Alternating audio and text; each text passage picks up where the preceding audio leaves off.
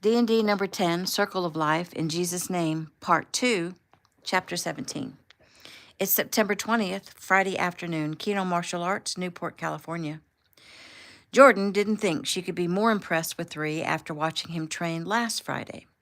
But today was proving that notion wrong. He was like, superhuman. Do all fighters actually train this hard?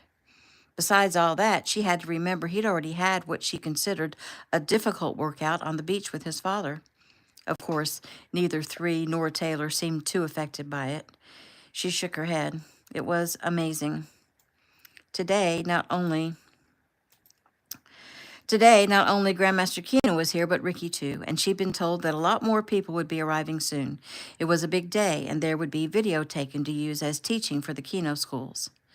The weights 3 was just lifting clanged down as he dropped them onto the floor.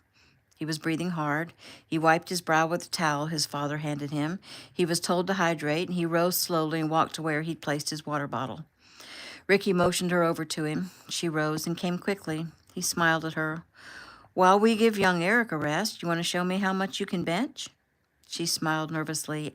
Okay, but it's not much. What do you want to start with? He asked. What's your max? Well, I'm up to 180. Good job, Ricky complimented. So let's start with 160 and see how that goes. He loaded the weights. Young Eric watched as Jordan stretched out her arms and lay back on the bench. She reached up, grabbed the bar, and pressed out 10 while his father spotted her. Good job, Ricky said. He added more weight, let her rest for 1 minute, and nodded. She lay back and pressed out 10 at 170. He repeated the process for 180, then 185, then 190. But she only got 4 before she gave out. He nodded. Great job, Jordan. She rose, smiling. Well, don't know how I did that, but cool. Keep going like that, and you're going to be blowing those girls away at the plate. At that moment, several more people arrived at the studio. They went straight to the locker rooms and changed into uniforms. They all wore black belts. Ricky, Grandmaster Keno, and young Eric all walked around to shake their hands. Then more arrived, and more. And soon it seemed like 50 more people were there. Some ready to train, it seemed, and others just spectators, and still others with recording equipment. Young Eric came over to speak to Jordan. So, good job on the bench. She smiled. Well, it's not double my body weight like you, but it's the best I've ever done, so thanks. So what's about to happen here? He drew a deep breath. Well, all of these guys study martial arts at our studios all across California. They're all black belts, and they're all here to beat me up. Jordan's brows rose. I don't think I like this game. He chuckled. Well, it's all for a good cause. It will help me to get stronger, and it will help them to learn. Watch Granddad. Listen to what he says. He is really a good teacher. They're all here to learn from the best, and he is the best. Jordan nodded. Aren't you tired? A little, but that's good too. When someone has to fight, it's not always the opportune time. They may be exhausted, which is actually often the case. Learning to fight when tired, learning to somehow dig deep and give it your all, that's what I'll try to do today, against multiples. Multiples? Oh, you mean like fighting more than one person at a time? Right. So if I train and learn to fight 2 or 3 or more people at one time, then when I'm in the ring and fighting just one person, it almost seems easy. She nodded. But if you get hurt, Grandmaster Keno will stop the fight, right? He smiled. Are you worried about me? I guess I am. Well, that's sweet, but don't worry. I'll survive. Young Eric was called to the center of the mats, and the training began. Jordan watched, trying to keep from biting her nails. One of the black belt men was chosen to come and face young Eric. They bowed to each other. In only a few seconds, Eric dispatched him. Grandmaster Keno stopped, asked questions of the observers, brought the man back and had him show what he did, and then told why young Eric responded how he did. They went over the sequence again. Then someone else was invited to the floor. It went on, opponent after opponent. Jordan noticed that 3 was finally starting to breathe hard. He was given a water break, and his father toweled him off, and then he came right back. Just when Jordan thought it was finally over, that he'd finally made it through all the opponents, defeating all of them, the multiples started. Now the opponents were getting in shots and making contact. Still, 3 was winning. He sparred against 2, and then 3, and then finally 4. She couldn't believe how fast he was moving. He had to be exhausted. Then, suddenly, he was called on to fight singles again. The single opponents were being asked to use and demonstrate the lessons they'd learned. 3 was breathing hard, pouring sweat. The guy he was currently fighting, Jordan didn't like him. He seemed too happy to connect with 3, which he'd done several times now. He spun hard, and his powerful kick caught 3 right across his chest, and young Eric sank to his knees, gasping for breath, his hands resting on his thighs. The opponent spun again. "Halt!" Grandmaster Keno said sharply. The guy stopped. "Aw, come on, let me finish him," he said. Jordan noticed a few people who were obviously uncomfortable with the disrespectful way the guy addressed Grandmaster Keno. "He is finished," Grandmaster Keno responded firmly. Young Eric's head bent. "I just want to be able to say that I defeated the great Eric Keno III, the guy complained. Grandmaster Keno frowned. "Is that what you think you did?" Jordan looked around at the other black belts. They all shook their heads at the guy. Of course he didn't defeat 3. He'd just fought like 30 men and then fought them again. This one guy did not defeat him. The guy looked around, realizing he'd erred. No, sir. Sorry, sir. I guess I got in the zone and forgot what I was doing." Jordan looked back at 3. He hadn't moved. She was worried about him. She looked at his father, and he didn't seem worried, so she relaxed. "Stand, Eric," Grandmaster Keno commanded. Everyone watched as young Eric struggled to get to his feet. No one helped him. They all just waited patiently. When he finally did, Grandmaster Keno commanded him to bow to his opponent. He did. His opponent also bowed. Then they turned and bowed to both grandmasters in the room. Everyone was commanded to sit while Grandmaster Keno went on to teach what was done well and what was done wrong.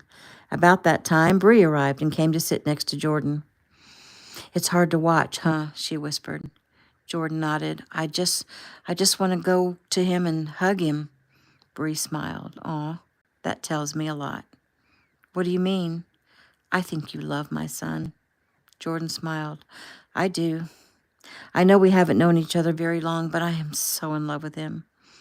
"I'm glad. Well, the caterers are about to arrive with lunch. You want to help me boss them around?"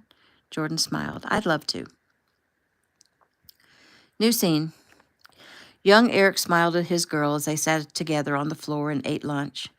"So, what do you think about the training so far today?" "I think it was crazy. What you did, how you fought, you are amazing. And that last guy, he made me so mad." Eric chuckled. "Well, sometimes we do get into the zone and all we want to do is finish someone off, meaning knock them unconscious. I can't blame him. He fought hard. Granddad protected me by bringing him out of it. No big deal." "You pretty much were unconscious." "Pretty close. I was having a hard time getting my bearings. I'll have to work on that." She shook her head. She watched him wolf down another whole sandwich. He was honest and humble and had no anger in him. He was such a good guy. "So, is the day over or do you have more training?" "Oh, I have lots more to go. Cam and my uncles are coming in again, and Jason is sending some jets. They are trained to kill, and so it will be great practice working against them." She reached out. "You have a little cut here beside your mouth." He touched the spot. "Gets it better?" She did so softly. Grandmaster Keno smiled. They made a beautiful couple. Jordan helped clean up after the large lunch. The morning's opponents took their leave, and 3's brother-in-law and uncles showed up, as well as 3 jets. The men chatted for a while, allowing young Eric time to digest, and then Jordan sat in amazement as 3 squared off against a whole other class of fighters. She could tell there was a difference, though she didn't quite know how to define it. Maybe like the difference between a college football player and a pro. Similar, but different. Grandmaster Keno instructed, pointed out things 3 did poorly, making him work hard and think hard. Again, as before lunch, he went at it until he collapsed in exhaustion. Then there was some more instruction, with everyone there adding to Grandmaster Keno's remarks. Finally, young Eric went to shower and dress. Jordan checked the time. It was only 4. She looked up as Grandmaster Keno approached her. Hello, Jordan. Hello, sir. I understand you joined the family on the beach this morning. Yes, I wanted to see what this not spoiled rich boy did on a daily basis. And what do you think so far? Well, so far, I'm amazed. He does more in the first few hours of his day than most people do the entire day. And he's not finished yet, though I'm going to encourage him to be finished. What do you mean? Well, we worked him hard today. His body is exhausted, more so than a usual training day. He will not let that hold him back. My wish for him is to go home, have a meal, and sleep until morning. But he will probably want to take you to dinner and who knows what else, he said, with a twinkle in his eye. Well, maybe I can encourage him to take the night off, Jordan said. Well, I came to ask you to do just that. If his body breaks down, he could get sick. He needs to rest. Well, I'll take care of it. I don't want him to get sick. Good girl. And on another note, how are you feeling? She smiled. I'm feeling pretty darn good. He nodded. I feel that you are. See me again next Tuesday? Yes, sir. I look forward to it. She smiled as three came out of the locker room, shook hands with some of the people still there, including his uncles. He turned and came toward her, making her heart do a little stutter. She was totally smitten with him. Hey, he said as he approached, took her hands and kissed her on the cheek. Hey, you were like awesome out there today. I'm getting stronger. I have a long way to go, though. Still, at least I haven't thrown up lately. She giggled. No, I think I did enough of that for the both of us. He smiled. Are you hungry?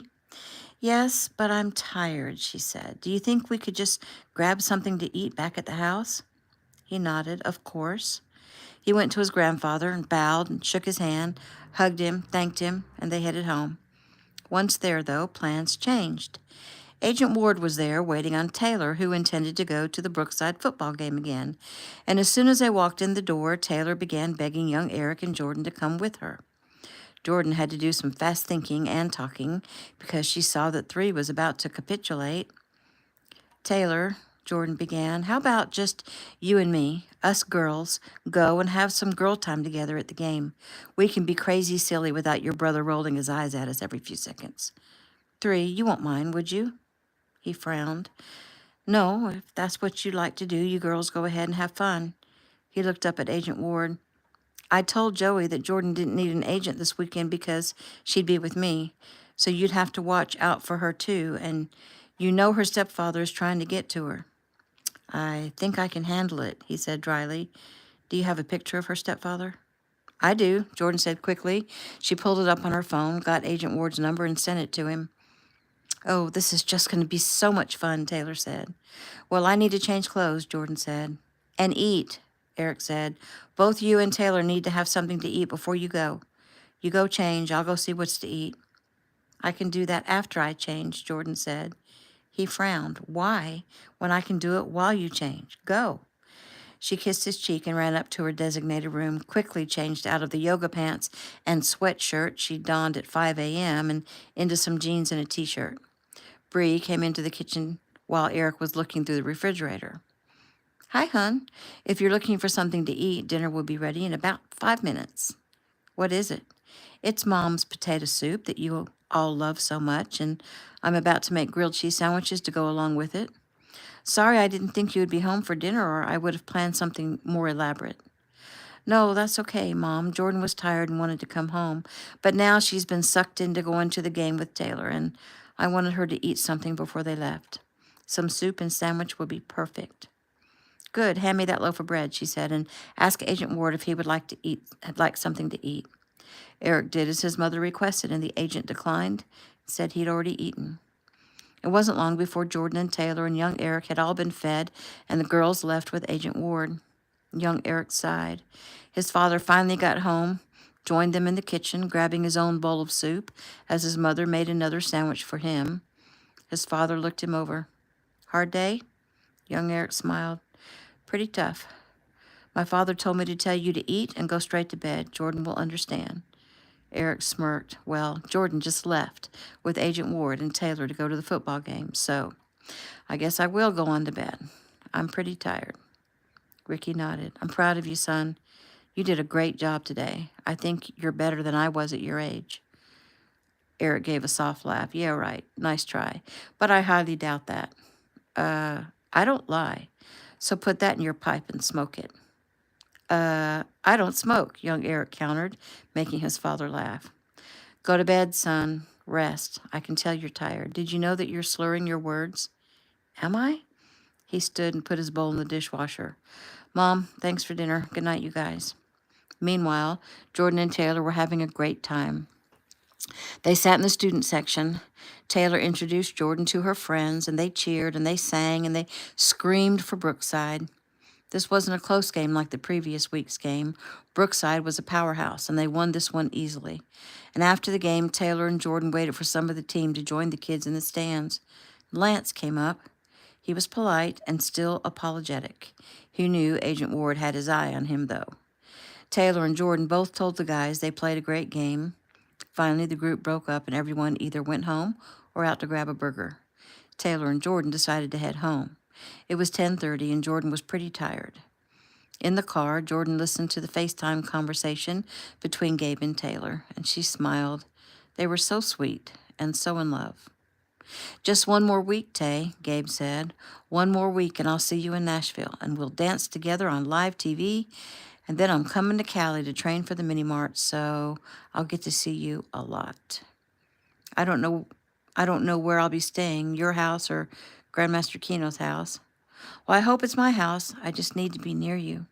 I miss you, Tay. I need to be near you, too. Jordan smiled. She understood just how they felt, and she didn't know if she could endure a lengthy separation from three. She was already to the point where she didn't want to ever leave him. Well, before you say anything more personal, let me just tell you that Jordan is here with me. We went to the game together. She turned the phone, and Jordan smiled at the handsome Gabe Tanner. Hey, Jordan. Nice to see you again. How's Eric? He's training hard. He's tired. The training they did today, he actually just collapsed with fatigue. I felt sorry for him. Like 30 people beat him up. Gabe laughed. I understand. Guess I'm about to understand even more. Is he past the throwing up stage? Yes, but just barely. Well, you know what they say. What doesn't kill us makes us stronger.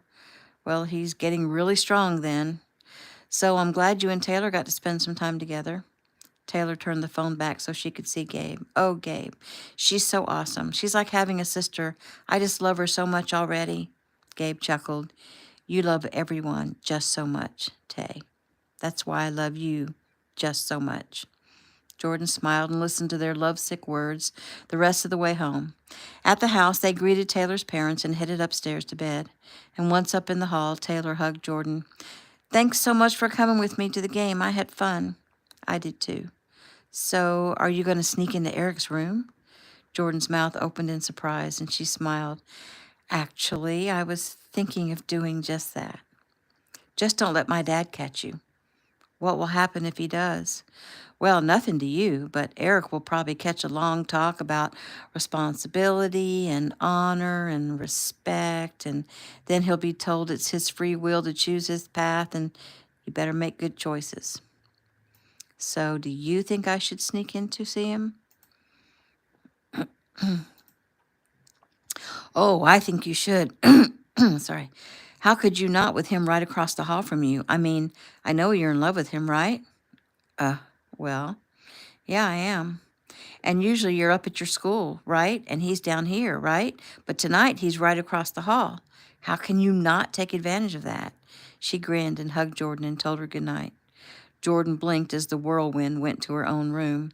Then she went into her room, showered, got in her pajamas, and got in her own bed. But her eyes remained open, because all she could think was, 3 was right across the hall, all snug and warm in his bed, and she wanted to be close to him more than anything in the world. She scooted out of bed, opened the door of her room, and peeked out. The coast was clear. She hurried across the hall and tried 3's door. It opened. She quietly came in and shut the door behind her. She could hear his slow, even breathing. The sound stirred her. His room faced the ocean side of the house, and there was a small bit of light coming in the window. She could see the outline of his body. He was turned on his side, facing her.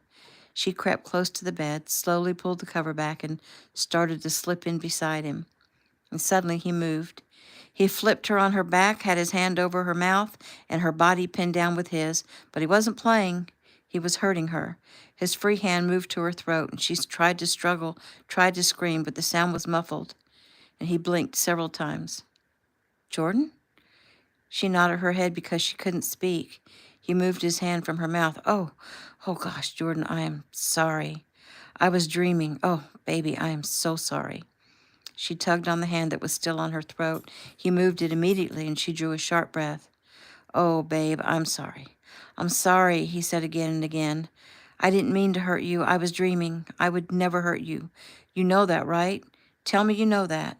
She nodded, trying to get the tears to go away. You're shaking, Jordan. Are you hurt? No, I'm okay, she said softly. He bent his head, touching his forehead to hers. Babe, it was a dream. I train so much. I fight so much. I dream about it. I am sorry. Tell me you understand. I do understand, she said. Well, you're trembling. I know, it'll stop in a minute. I am so sorry. She drew a deep breath. You don't have to keep apologizing. I understand what happened. She started to laugh. Damn, 3, you're pretty scary. He blew out a breath. I never want you to see that or know that. I was so tired. I was so deep asleep. I get it, 3. No big deal. Hurting you is a big deal. I'm not hurt. I'm not permanently anyway, she said with a laugh. He smiled. He was still on top of her, and he didn't want to move. He loved the feel of her body underneath his. He felt his body respond. He felt his heart speed up. He bent his head and kissed her, and when he realized all he wanted to do was get his hand on her, he pushed himself off her and rolled to his back, breathing hard. Maybe I shouldn't have come in here, she began. I just needed to see you. I needed to be close to you. I need to be close to you too, Jordan. I'm glad you came in, except for the little show of dominance you just experienced. Well, if that was a little show, I'd hate to see a big show. He turned toward her, put his hand on her face. You are so beautiful. I want you. Lord, have mercy on me. I want you bad. You have me, 3. I'm yours. He pulled her close and kissed her passionately and then tucked her safely up under his chin. They fell asleep together in only a few minutes, and only a few minutes after that, it seemed, Eric's phone alarm went off. Jordan groaned. Is it really 5 already? No, it's 6. I was granted an extra hour today. He took her in his arms. You don't have to join me if you don't want. I understand, believe me. But I want to join you. I'm so impressed by what you do every day. I just want to try to be like you. He gave a soft laugh. My grandfather would say, don't try to be like me. Try to be like Jesus. She smiled. Okay, I'll try to be like Jesus, though I don't know exactly how to do that. You will eventually. But in a nutshell, Jesus did what he had to do, no matter how difficult it was. I try to pick up my own cross and carry it every day, but my burden is light compared to his. And it's a good thing. So waking up early and getting to work, that's no big deal. He rose from the bed. I'll be in the shower. She watched him go. He wore only his boxers. Lord have mercy, he was beautiful. She got out of his bed, made it up for him, and hurried to her room to get ready. New scene. It's September 21st, Saturday morning, Keno Estate, Crystal Cove, California. Breathing labored, Jeffy headed out of her bedroom, crossed the hall, and knocked on her parents' door. Mom? Dad? Her father opened the door. Good morning, baby girl. I was just headed downstairs. She leaned over. Jeffy, what's wrong? Are you going into labor?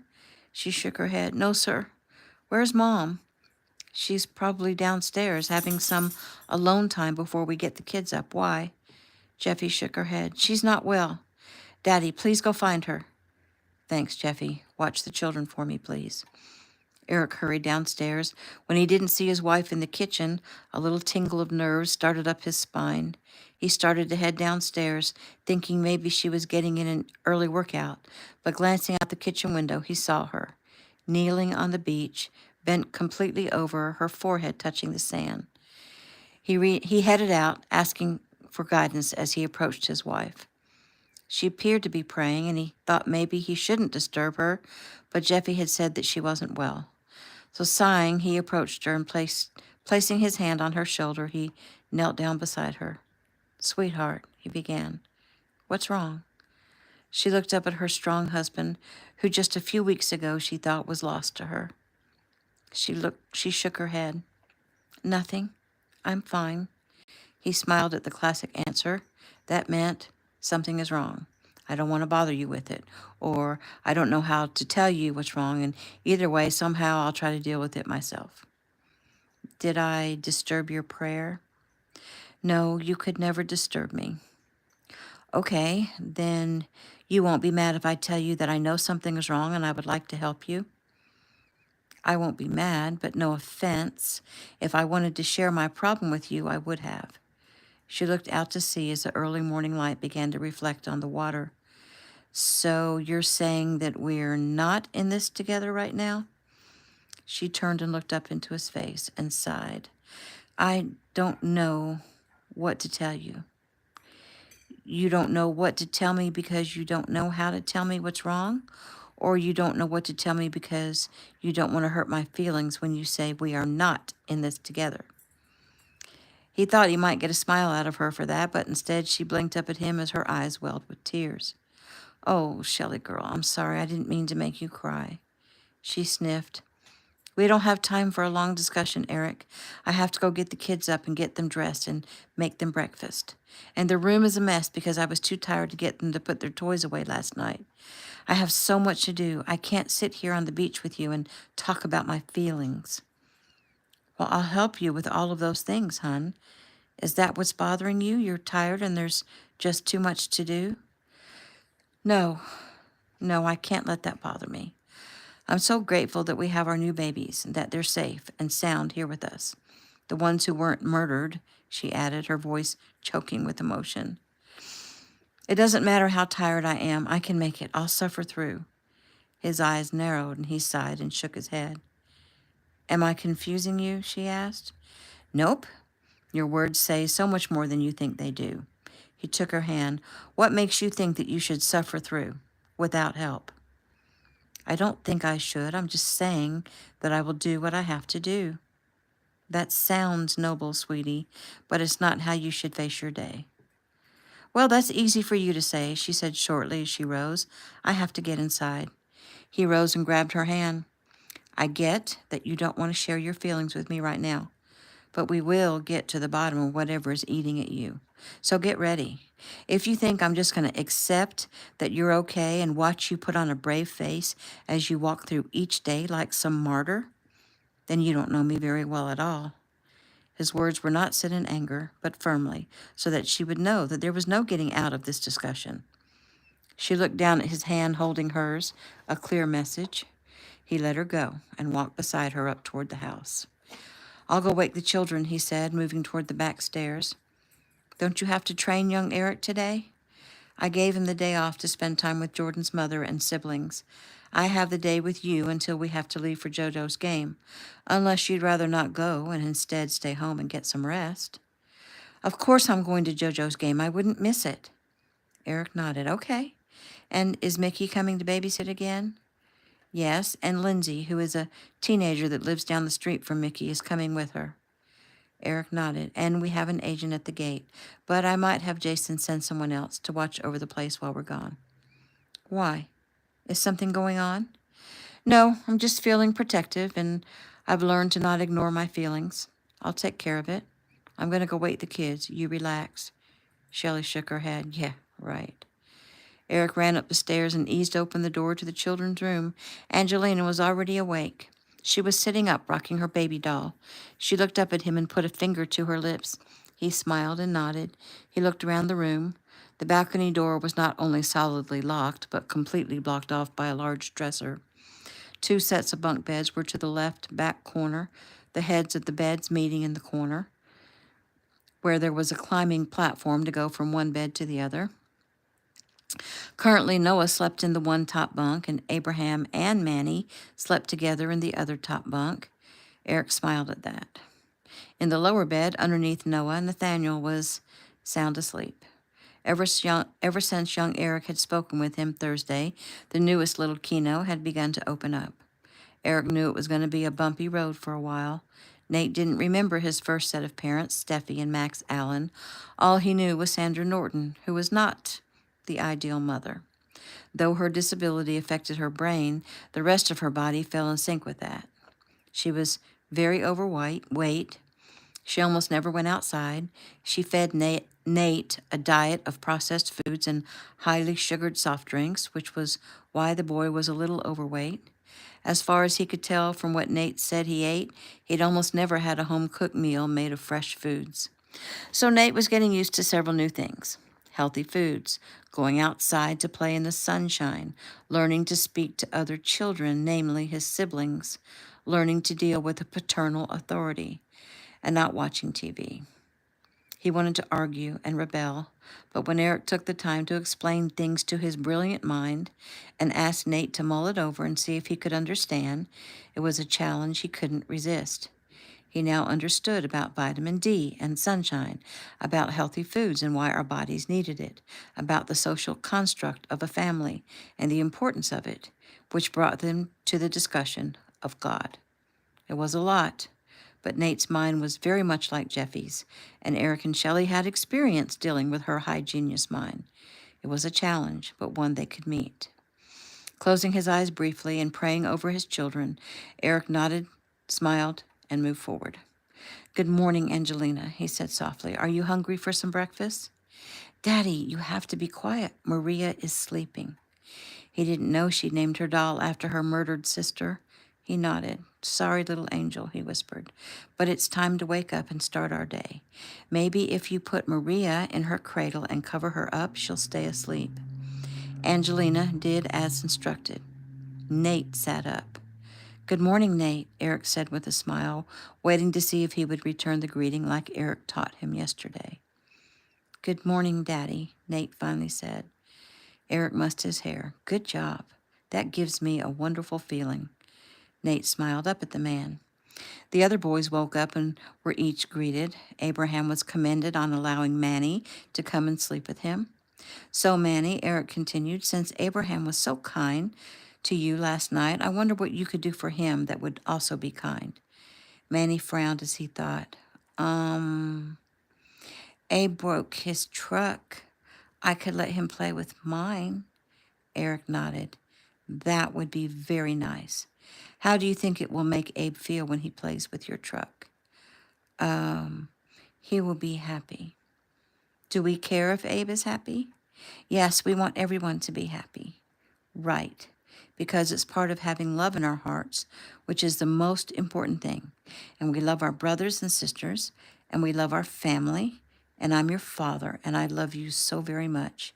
And your mom loves you too, so very much." "Who loves Mommy?" "I do," all 5 children said loudly. "Good.